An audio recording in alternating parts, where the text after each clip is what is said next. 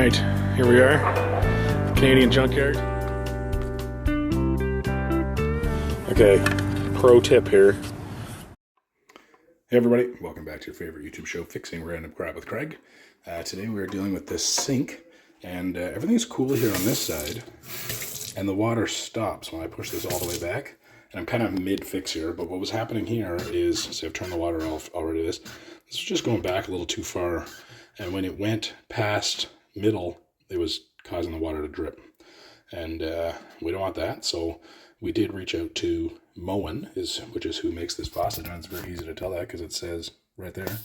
And they sent us, I've said this on the channel a few times, reach out to the people who design your, the manufacturer, because they will send you for free, often, the cartridge that you need.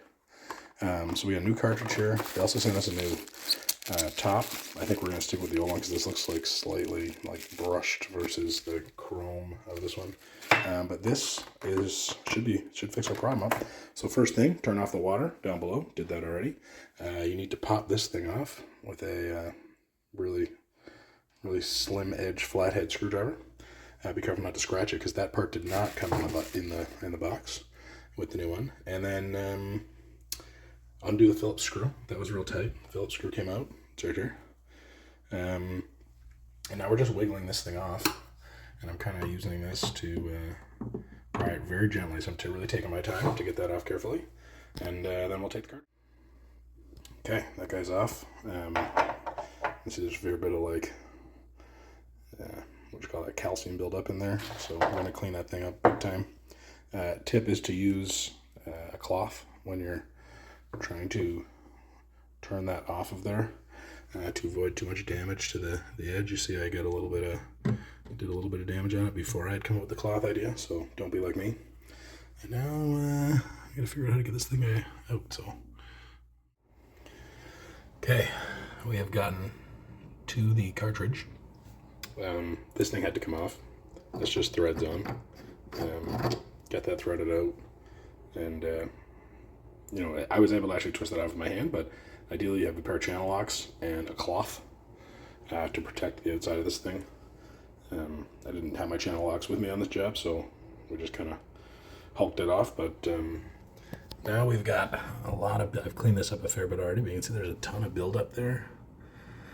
This cartridge actually looks a little bit different from the one that I have here, which concerns me a little bit. Is it looks like this part is part of the cartridge, this whole piece. Oh, maybe that's the retainer nut that needs to come off. Okay, I'm gonna mess around with that for a minute. Okay, yeah, so this bit needed to come off. ChatGPT was leading me a little bit down the wrong path here. Let's get this guy off. I'm gonna clean up all these pieces too before we, there we go. Now the cartridge looks like I would expect. A lot of calcification on here. Okay, let's try to get this guy out. We're gonna wiggle him. We'll put the screw back in, help wiggle, something to give us to pull up on, and then I'm gonna jam my, I'm gonna go with the flathead in that spot and see if I can help. Okay, I found a more appropriate screwdriver here, and you'll see on the side, there's this little slot where it's down a little lower. And again, I'm going to try to use two hands here, but when I twist that a bit, you can see that it is kind of lifting it up. So once I do it with two hands, it's going to be better. I'm going to try to get the bigger flathead in here, and we're going to try and also pull up at the same time. All right, we got it out. So the trick was I screwed that in a fair bit, had the pliers on the top of that, pulling it out. I had that area where the tab is, which is right there. There's that little tab that lines up here. That's how we're going to know how to put the next one in. So that goes in the right spot. Twisted that with the small flathead. That got it up a little bit while I'm pulling up on this on the pliers. Got this one in and went at it like kind of at the side, more along the front here. And out she came. So they're pretty tight. You see a lot of the calcium and stuff on here. It's pretty normal. And yeah, put the new one in now and put it back together and should be all good to go. Okay, a lot easier getting it in than getting it out. And I just lined up the tab, pushed it in, no problem. I've cleaned up my nut here a little bit more, screw that back on, tightened up, put the collar back on, put the handle back on, wherever that is. There it is.